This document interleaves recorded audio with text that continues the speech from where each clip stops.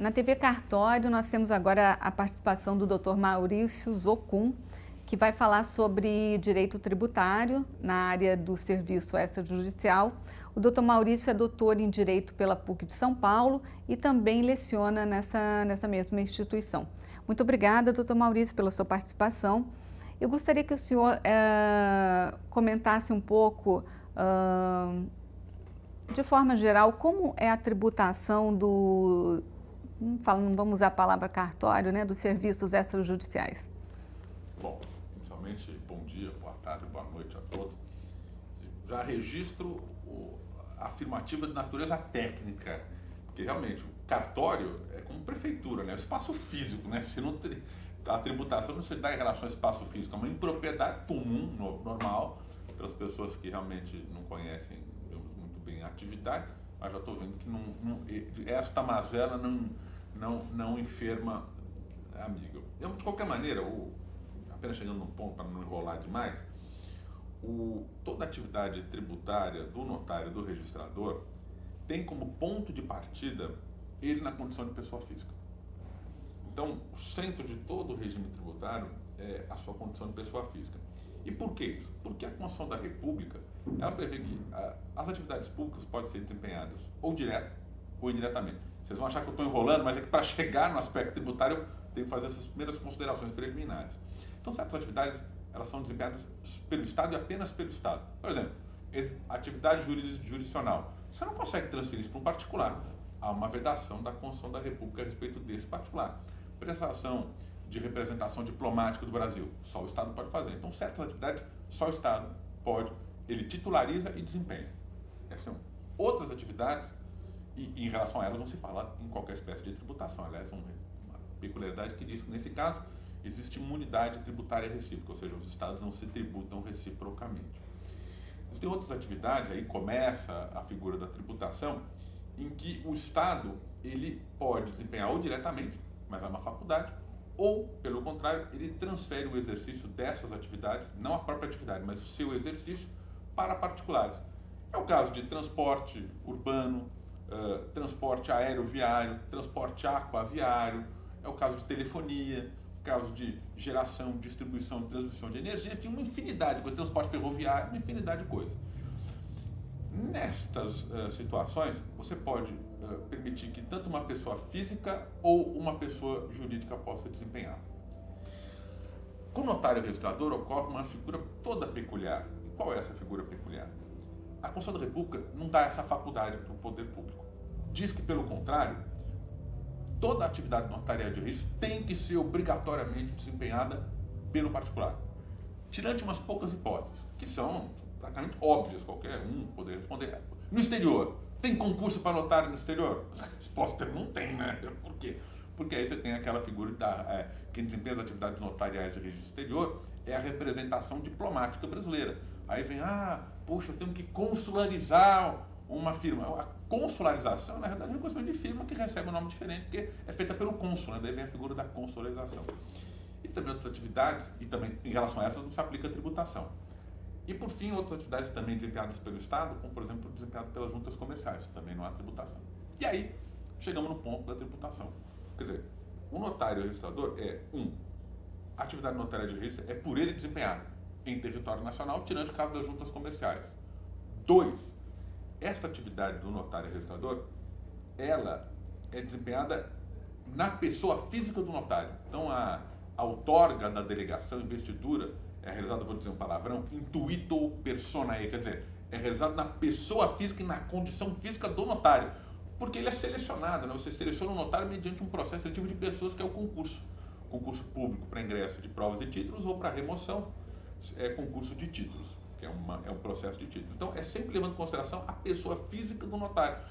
Se a pessoa física do notário emerge como um grande núcleo em relação do qual gravitam todos os institutos da atividade notarial de registro, certamente não seria um instituto tributário que poderia, mudando uma visão copernicana, fugir desse eixo. Não, pelo contrário, ele gravita também em torno desse eixo. Então, em torno do eixo da figura do notário registrador que ocorre a tributação. E como é que ocorre essa tributação? Se ele é uma pessoa física, ele é tributado como tal, como pessoa física. E aí cai no senso comum, né? O direito não pode ser, por exemplo, uma sétima arte, aquela que é um atributo exclusivo dos alquimistas, né? Que só eles são capazes de identificar. A pessoa comum diz, ué, se o camarada desempenha uma atividade como pessoa física, ele é tributado como tal. Então, o que vai recolher? Pela atividade em si mesmo considerada, vai recolher imposto sobre serviço, né? Imposto sobre serviço de qualquer natureza, que é o tributo municipal que grava essa atividade. Tem algum tributo estadual sobre a própria atividade? Não tem. Porque o tributo estadual por excelência, ICMS, não estou vendendo mercadoria, é um serviço. Tem IPVA, não estou... Claro, você pode ter um veículo automotor para o desempenho das suas atividades, mas não é... Até poderia imaginar que o IPVA seria o caso. Bem, ITCMD, ou não, transmissão causa manipulação, ele cobra nas operações que realiza. Então, examinando, apenas para não dissertar a respeito dos mais de 80 tributos existentes no território nacional, vamos nos limitar a uma afirmativa de uma singeleza franciscana. O notário registrador, no desempenho das suas atividades, é tributado pelo desempenho da atividade pelo ISS de competência municipal. Então, esse é o aspecto central. E eu não sei se posso continuar, vou tornar efetivamente enfadonho, se é que, não, claro. Que já não está enfadonho. Não. Mas, de qualquer maneira, como é que ocorre a tributação pelo ISS? Havia uma briga que ainda se prolonga, mas já vai, por assim, terminando, já está em estado terminal, usando essa expressão, relativo ao quê?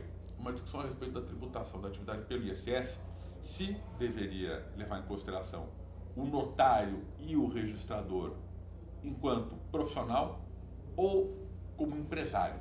Porque a pessoa física, isso não estou dizendo nenhuma novidade, não estou inventando a roda, a pessoa física pode desempenhar uma atividade só enquanto profissional ou como profissional e empresário, ou seja, um empresário profissional. A Constituição da República determina que o notário registrador não pode desempenhar atividade notarial de registro com o intuito empresarial. Não pode, porque não pode barganhar preço. Ele não pode conceder desconto. Legitimamente não pode conceder desconto. Ele não pode constituir pessoa física ou pessoa jurídica para o desempenho dessa atividade. Ele, ao cabo e ao fim do desempenho da atividade, não ofere lucros. Ele não tem lucro. Ele tem superávit. Lucro, não tem. E se não tem lucro, não distribui lucro. Ele tem um superávit. Então, são vários elementos que revelam que ele não desempenha uma atividade de modo empresarial. Alguns sustentaram, não, desempenha atividade de modo empresarial porque contrata preposto. Ah, meu Deus, santo Deus, como assim? Eu, na condição de advogado, desempenho pessoalmente conjunto de atividades, mas contrato, eventualmente, auxiliares, são advogados, estagiários. Portanto, não desempenho todas as atividades apenas por mim. E nem por isso eu perco a condição de profissional que desempenha essa atividade sem caráter empresarial. Ou o médico vai examinar uma pessoa, contrata eventualmente um auxiliar, de maneira que possa realizar um outro procedimento, coisa e tal. Ele não perde a condição de médico pelo fato de contar com o auxiliar para o desempenho daquela atividade. E o fato de ele ter um preposto, um auxiliar, não retira dele a figura de só profissional. Ele não desempenha aquilo de modo empresarial. Porque você tem que montar um aparato empresarial para desempenhar aquela atividade. Mas, e por que disso? Qual que é a razão? Mas por que eu estou falando isso, se é empresarial ou profissional? Porque você tem regimes de tributação pelo ISS que levam em consideração o fato de você desempenhar uma atividade de modo apenas profissional ou empresarial. Como profissional, que realiza uma atividade em caráter pessoal, você é tributado pelo imposto sobre serviço de qualquer natureza, segundo uma disciplina federal, em base em valores fixos. Então, você paga um valor fixo anual ou valor fixo mensal. Se, de outra banda, você desempenha essa mesma atividade de modo empresarial, como empresário propriamente dito, e aí essa tributação pelo ISS deixa de ser valor fixo, passa a ser um valor variável, ou seja, é uma alíquota calculada sobre os emolumentos líquidos percebidos. Então houve, nos tribunais, ainda persiste, mas digamos, já quase que uma derrota certa, um problema de saber qual que é a tributação que se aplica. Se é fixa, como apenas profissional, ou se é variável, como empresário fosse.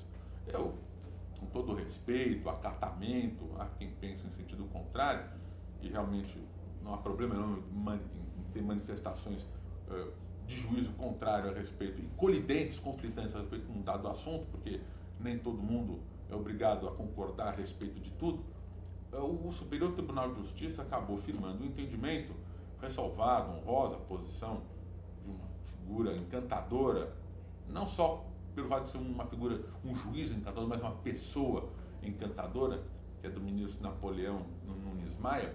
Tirante a posição dele, entendeu-se, que pese eu discordo, que o notário registrador é um empresário para fins de ISS. Então aí o que acabou? Houve a tributação, ou passou a haver autorização jurisdicional para que todos os municípios do Brasil tributassem o notário registrador como se o empresário fosse, seja, uma alíquota variável de 2% até 5%, sob uma base de cálculo que é o rendimento não, os emolumentos percebidos pelo notário e pelo registrador. Mas isso, tem muito pano para manga a respeito deste assunto só. Nós temos que tomar uns 4, 5 eventos para conseguir dissertar, mas, digamos, grosso modo, é isso que permeia, voltando naquele aspecto, esse é o elemento nuclear em relação ao qual gravita toda a tributação do notário registrador. E se a gente considerar que, no caso, é um empresário, todas as despesas contraídas, né, porque ele vira uma empresa, todas as despesas contraídas, como o aparato de um cartório e tal, isso pode ser abatido do imposto de renda? Você veja que nós estamos tratando de dois aspectos, mas... Porque isso existe uma transferência, né? Vamos então tratar cada dor ao seu tempo, né? Então nós estamos escapando do ISS. Ele pode desempenhar, vamos dar por passivo que ele desempenha atividade de modo empresarial. Eu não concordo, vou fazer aqui uma reserva moral para dizer que eu não concordo com isso, mas vamos partir do pressuposto que porque os tribunais, eles acabaram firmando o entendimento a esse respeito. Então, partindo do pressuposto que é empresário, ele está proibido de montar uma empresa. Porque, de novo, a Constituição diz, foi o primeiro tema que eu tratei, que essa atividade é realizada em intuito personae, ou seja, é na condição pessoal do notário. Então ele não pode ter um sócio, porque se é sócio, se é uma empresa, quem que vai ser o sócio dele? Alguém que não prestou concurso, mas aí a Constituição diz que só pode desempenhar aquela atividade quem tenha prestado concurso. Então esbarra numa vedação constitucional, eu diria, implícita, a possibilidade dele montar uma empresa propriamente dita, ou nos moldes tradicionais, para desempenhar essa atividade. Eu até acho não, eu tenho convicção, porque achar parece jogo de búzios, né? Uma coisa meio de sorte, você joga, né? Não é isso. Tarô. Tarô, é uma coisa meio mediúnica. Mas eu entendo que o notário e o registrador, há uma autorização constitucional para que eles possam não constituir uma empresa, mas serem qualificados como entidades empresariais, que é uma figura, um outro palavrão, EIRELI, que é uma pessoa jurídica uniprofissional. Então isso é possível, porque você não entra nesse dilema de ter uma empresa que você precisa ter um sócio. Então, existe possibilidade jurídica, ainda não foi contemplada, mas existiria a possibilidade de ser contemplada. Eu não vou também entrar nesse mérito, certamente todos sabem, que por enquanto o regime tributário na pessoa jurídica acabaria sendo desfavorável, em última medida, ao notário registrador, que hoje, se fosse uma empresa, ele seria tributado mais intensamente como empresa do que como empresário. Então, hoje é mais favorável a tributação via pessoa física do que pessoa jurídica. É mais interessante. Hoje é. Pouca coisa, mas é. E a gente vem propriamente no imposto sobre a renda. Qual coisa interessante no imposto sobre a renda? O imposto sobre a renda, ele não grava a atividade. Então, nós temos que fazer, de novo... Voltamos de novo ao ponto. É tudo uma questão de premissa. Partimos de certas premissas para manter a coerência. Então, uma coisa é o notário, outra coisa é a atividade por ele desempenhada. Puxa, matou o problema. A atividade desempenhada é tributada via ISS. O notário, que ele também desempenha atividade, mas a pessoa física do notário, ele é tributado por meio do imposto sobre a renda. Depois de desempenhada a atividade notarial de registro, então o que se grava é a atividade por meio do ISS e aquele que desempenha a atividade, que é o notário propriamente dito, via imposto sobre a renda. Muito bem. No imposto sobre a renda, então, o que é o imposto sobre a renda? O que se tributa? Isso eu adoro. Uma pessoa que este ano completa 20 anos do falecimento dele, que é um dileto professor da faculdade, professor Geraldo Ataliba, de saudosa memória. E o professor Geraldo Ataliba, ele dizia uma frase que até hoje me parece correta. Renda, se tributa a renda, a riqueza nova que se agrega ao patrimônio de uma pessoa. Ou seja, é o elemento, ou seja, a riqueza que, após um ano, se agregou o patrimônio de uma pessoa. Isso é riqueza. É isso que se tributa por meio do imposto sobre a renda. Você vai jogar lá na Mega Sena, na Loto, vai Mega Sena, agora eu vou viajar o Brasil todo, ganhou. Se ganhar, você já não estava aqui, significa dizer que ainda não ganhou. Mas se ganhar, significa dizer aquela mais-valia, que é a riqueza nova, se agregou meu patrimônio, eu vou tributar essa mais-valia. E o notário registrador?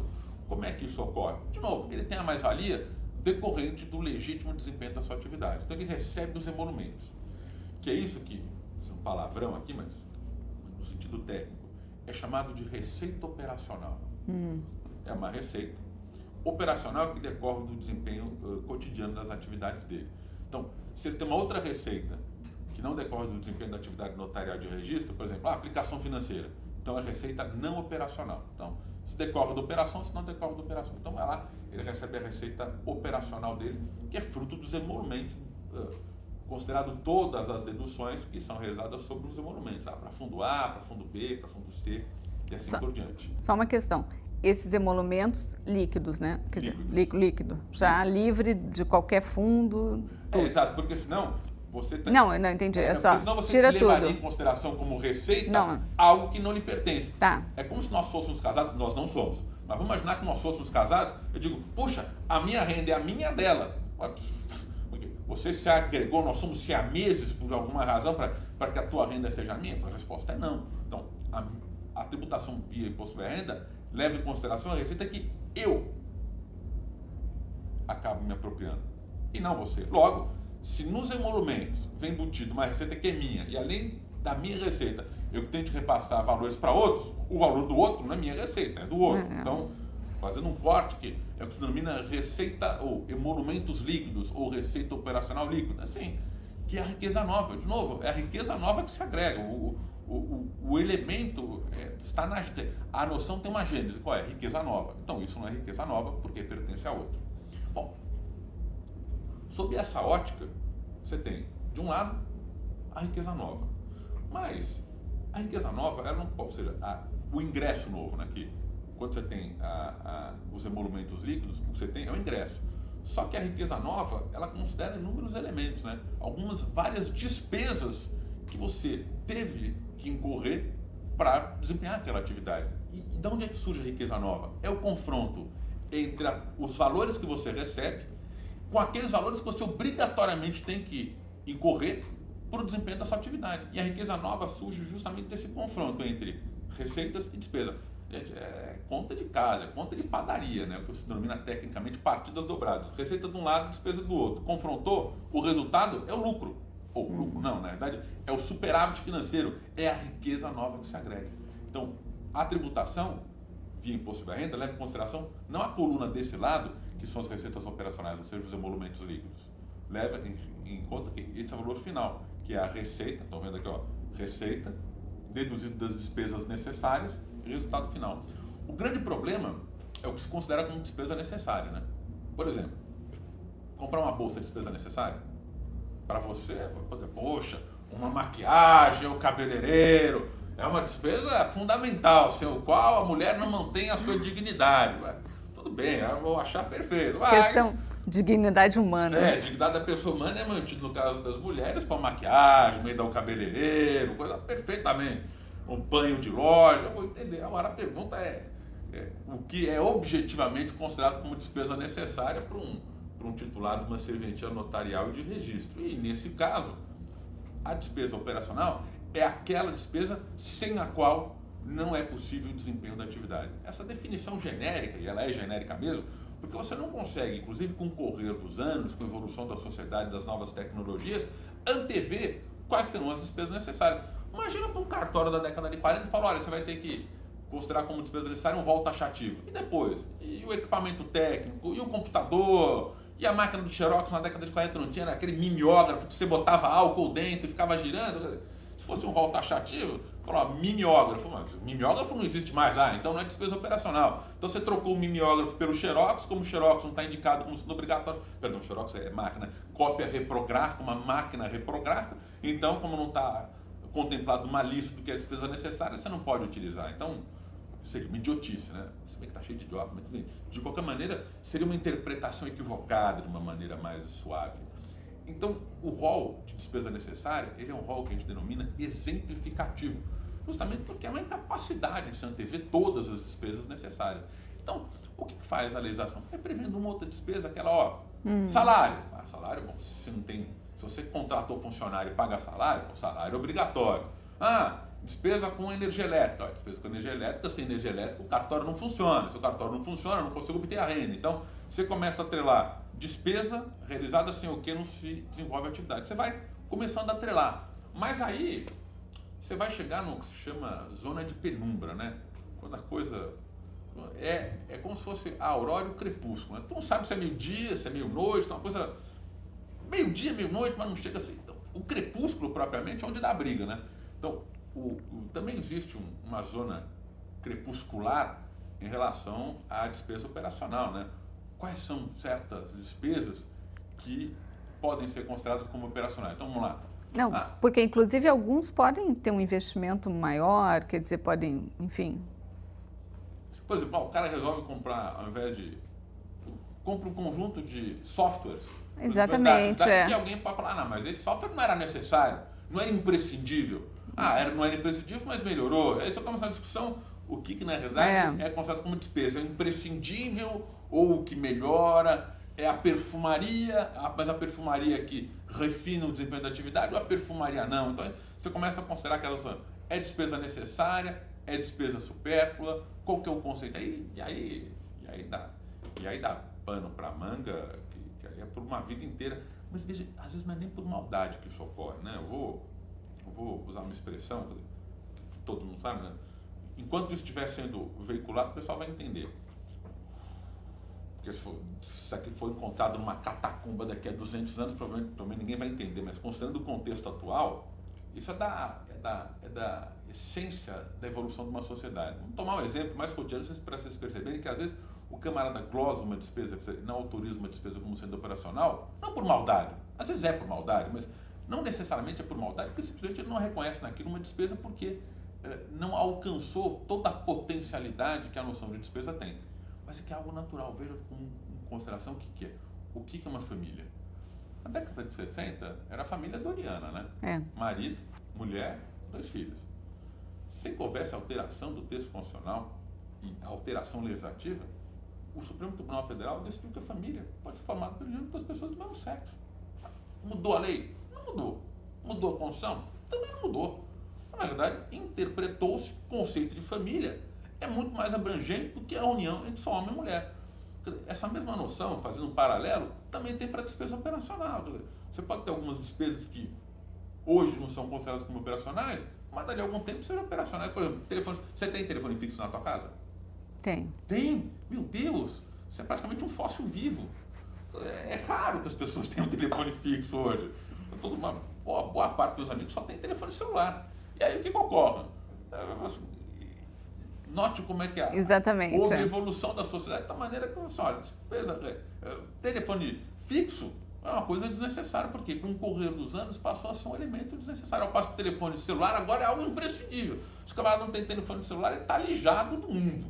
Então você veja que a noção de essencialidade e na verdade, elemento supérfluo, ele é cambiável ao longo do tempo. Por isso, e apenas voltando ao elemento central, que o rol, as hipóteses de uma despesa considerada como necessária ou supérflua, ele é exemplificativo, ele é aberto para o mundo, ele é aberto para as novas realidades. Mas aí, exatamente, mas aí a gente cai numa discussão interessante, porque, na verdade, quem investe na prestação de um serviço. E tem aquele que não investe nada e que vai ter uma receita, obviamente, que... Vou completar o raciocínio. Veja, tu recebe 100. Voltando àquele exemplo que o espectador, ele vai comparar porque eu estou fazendo com a mão. Então o cara recebe 100. Você tributa o imposto sobre a renda o quê? Esse 100? Lembra aquele exemplo? Não. Você vai tributar aqui no final, que é o resultado líquido. Do líquido. Se o cara tem uma receita muito alta, mas não tem despesa nenhuma, esse número aqui embaixo fica inflado. Gordo. Né? Gordura para queimar, né? Aí, o que é? Você tributa mais intensamente, você grava mais intensamente. É claro que o resultado líquido final para o cara é maior. Então, o que na realidade ocorre? o mau desempenho da atividade com pouca atualização técnica, é claro que você vai poder dizer o seguinte: estou sendo tributado em maior magnitude, mas também me sobra mais. E aí você tem o quê?